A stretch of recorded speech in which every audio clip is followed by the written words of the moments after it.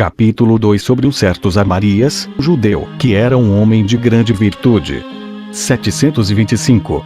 Herodes, para poder estabelecer inteira segurança na Traconítida, fortificou uma aldeia que estava no meio do país, tornou-a tão grande como uma cidade. Lá colocou uma guarnição que fazia incursões sobre os inimigos. Em seguida, tendo sabido que um judeu, chamado Zamarias, que tinha vindo de Babilônia, com 500 cavaleiros, armados de aljavas e de flechas e quase todos seus parentes, se tinha estabelecido, com a permissão de Saturnino, governador da Síria, num castelo de nome Valate, perto de Antioquia, mandou chamá-lo com todos os seus, prometeu-lhe dar terras no território de Bataneia, que está na fronteira da Traconítida, e isentá-lo de todos os impostos, com a condição de que ele se opusesse às incursões que se poderiam fazer contra o país. Zamarias aceitou o oferecimento e construiu castelos e uma aldeia, a que chamou Batira. Assim ele defendia o país contra os ataques dos Traconitas e preservava de seus roubos os judeus, que vinham de Babilônia a Jerusalém, para lá oferecer sacrifícios. Muitos daqueles que observavam religiosamente as leis dos nossos antepassados uniram-se a ele, e esse país povoou-se rapidamente, por causa das imunidades concedidas por Herodes e das quais gozaram durante todo o seu reinado. Mas Filipe, seu filho, tendo substituído no reino, tirou alguma coisa deles, pouco, na verdade, e durante pouco tempo. Agripa, o Grande, e seu filho, que tinham o mesmo nome, fizeram sobre eles grandes imposições, mas deixaram-nos gozar de sua liberdade, e os romanos agiram do mesmo modo, como diremos a seu tempo. Zamarias, que era um homem muito virtuoso, deixou filhos semelhantes a ele, e dentre outros, um de nome Jacinque, de tal modo se distinguiu pelo seu valor, que acompanhava sempre os reis, com um grupo dos céus. Morreu muito idoso e deixou um filho de nome Filipe, de virtude tão elevada e de tantos méritos, que o rei Agripa não somente teve por ele uma afeição muito particular, mas o fez general de seu exército. Capítulo 3 Cabala de Antípatro, de Feroras e de sua mulher contra Herodes. Salomé avisa-o. Ele manda matar fariseus que eram dessa conjuração e quer obrigar Feroras a repudiar sua mulher, mas ele não pode decidir-se a isso. 726. Estando as coisas neste estado, e Herodes, que se julgava muito querido de Antípatro, tinha tanta confiança nele, que lhe dava plena autoridade, e a ambição desmesurada desse filho desnaturado faziam-no abusar do poder. Mas ele ocultava sua malícia com tanta habilidade que seu pai não o percebia, e ele tornava-se assim, cada vez mais temível a todos, pela sua maldade e pelo seu poder. Prestava grandes serviços a Feroras, e este, por sua vez, sendo enganado pelas mulheres que favoreciam Antípatro, lhe fazia a vorte, porque ele não ousava desgostar sua mulher, nem sua sogra e sua irmã, embora as odiasse, por causa dos maus tratos que infligiam às filhas, que ainda não eram casadas, mas ele era obrigado a suportá-las, para não aborrecê-las, porque elas sabiam muito dos seus planos, sendo assaz inteligentes, e Antípatro tinha uma estreita união com elas, por si mesmo e por sua mãe. Essas 4 mulheres estavam de acordo em tudo. Feroras e Antípatro tiveram, porém, uma séria divergência por alguns motivos, aliás leves, a qual foram impelidos pela habilidade de Salomé, que, observando cuidadosamente todas as coisas, tinha descoberto que eles conspiravam juntos contra o rei e estava prestes a avisá-lo. Mas isso chegou ao seu conhecimento, e eles resolveram não mais entreter-se publicamente. Fingiram estar antipatizados um com o outro, falavam mal um do outro, principalmente na presença do rei, ou daqueles que lhe podiam relatar, e em segredo, mantinham relações e conversas, mais que nunca. Todavia, eles nada puderam fazer para que Salomé, que tinha os olhos abertos sobre todas as suas ações, não os descobrisse. Ela foi imediatamente contar ao rei que eles ceavam juntos, sem que ninguém soubesse, que armavam planos de rebelião para matá-lo, se ele não desse imediatamente um remédio ao caso, que fingiam, na sua presença e na dos demais, estar em inimizade, usando palavras ofensivas, mas em particular, tinham mais amizade do que nunca. Não se podia duvidar de que eles conspiravam contra aqueles aos quais tinham tanto cuidado em ocultar as suas relações.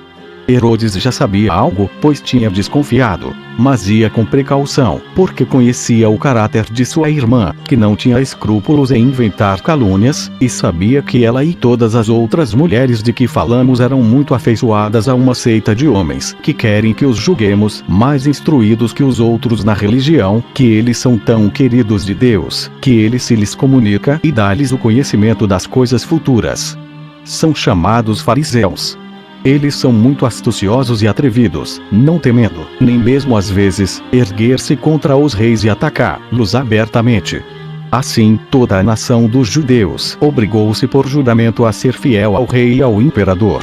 Mais de 6.000 deles, porém, recusaram-se a fazer esse juramento. Herodes condenou-os a uma multa e a mulher de Feroras pagou-a por eles.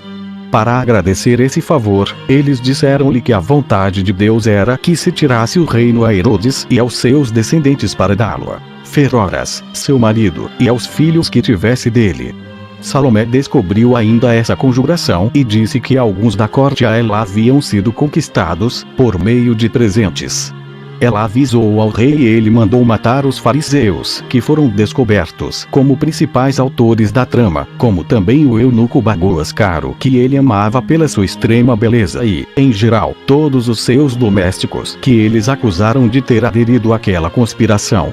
Os fariseus tinham feito Bagoas crer que não somente o novo rei, cuja grandeza prediziam, considerá-lo-ia como seu benfeitor e como seu pai, mas ele mesmo casar-se-ia e poderia ainda gerar filhos. 727. Depois que Herodes fez morrer os fariseus, reuniu seus amigos e disse-lhes que a mulher de Feroras, que estava presente, tinha sido a causa da injúria que ele lhe tinha feito de recusar desposar as princesas suas filhas, que ela nada tinha esquecido naquela ocasião e em todas as outras, para ajuntá-los, que ela tinha pago a multa a qual ele tinha condenado os fariseus rebeldes, e que ela era culpada daquela última conspiração. E assim, Feroras não devia esperar que ele lhe rogasse para repudiar uma pessoa que só procurava lançar a divisão entre eles, pois não podia conservá-la sem romper com ele. Feroras, embora muito impressionado com estas palavras, disse, depois de ter protestado, que ele conservaria sempre muito religiosamente o afeto e a fidelidade que era obrigado a conservar pelo rei, seu irmão, que não podia resolver-se a repudiar sua mulher, pois amava tanto que a morte lhe seria mais suave do que a separação. Herodes ficou muito ofendido com essa resposta, não lhe manifestou, porém, sua cólera. Contentou-se em proibir a Antípatro e a sua mãe que se comunicassem com ele, nem tivessem relação alguma com as rainhas, suas esposas. Eles prometeram-lhe, mas não deixavam, todavia, quando podiam encontrar a ocasião, de cear secretamente, juntos, principalmente Feroras e Antípatro, que se julgava estarem de combinação com sua mulher e que a mãe de Antípatro era sua confidente. Capítulo 4. Herodes manda Antípatro procurar Augusto com seu testemunho pelo qual ele o declarava seu sucessor. Sileu suborna um dos guardas de Herodes para que o assassine, mas a trama é descoberta. 728. Como Antípatro temia que a ira do rei caísse, por fim, sobre ele, escreveu aos amigos que tinha em Roma, para rogá-los que obtivessem, com suas cartas, quanto antes, que ele pudesse ir ter com Augusto. Fizeram eles o seu desejo e Herodes mandou grandes presentes e seu testamento, pelo qual declarava seu sucessor, se ele o sobrevivesse. No caso de que ele morresse antes, escolheria para sucedi-lo a Herodes, outro seu filho, que ele tivera da filha do sumo sacerdote. 729. Por esse mesmo tempo, Sileu foi também a Roma, sem ter cumprido o que Augusto ordenara. Antípatro acusou perante o imperador, dos mesmos crimes de que Nicolau o havia acusado, e Aretas fê-lo acusar também, de ter, contra sua intenção, feito morrer em Petra, várias pessoas ilustres, particularmente Soeme, que era um homem muito virtuoso. A isso ele acrescentava, que ele tinha mandado matar um dos servidores de Augusto, de nome Sábado, pelo motivo que vou relatar. Havia entre os guardas de Herodes um corítio em quem muito ele confiava. Sileu subornou-o com uma grande soma de dinheiro e fê-lo prometer matar o rei, seu amo. Sábado subiu da própria boca de Sileu, e avisou imediatamente a Herodes, que mandou prender o corítio e fê-lo torturar. Ele confessou tudo e acusou 2 árabes, dos quais um era um grande senhor e o outro, um amigo particular de Sileu. Herodes fez-los também torturar e eles confessaram que tinham vindo expressamente para obrigar o coríntio a fazer o que tinha prometido e ajudá-lo na execução, se fosse necessário. Herodes mandou-os com informações a Saturnino, que os mandou levar a Roma, para se instaurar o processo. Capítulo 5 Morte de Feroras, irmão de Herodes. 730.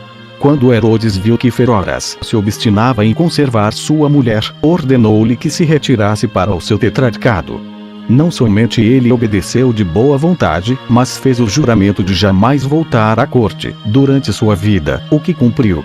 Herodes depois caiu enfermo e mandou chamá-lo, porque queria antes de morrer, dar-lhe ordens secretas e importantes, e ele respondeu que não podia violar seu juramento. Herodes, porém, não procedeu do mesmo modo, pois em nada diminuiu o afeto que lhe consagrava. Tendo sabido depois que ele estava doente, foram procurá-lo sem que ele tivesse rogado. Ele morreu dessa doença e foi enterrado em Jerusalém, onde se lhe prestaram honras fúnebres e luto em sua memória. Essa morte foi o começo da infelicidade de Antípatro, que então estava em Roma, pois Deus queria assim castigá-lo por ter sido tão mau, causando a morte de seus irmãos. Relatarei em particular tudo isso, a fim de mostrar a todos com esse exemplo como é importante ter-se por regra de suas ações a justiça e a virtude, e jamais fazer algo que lhe seja contrário.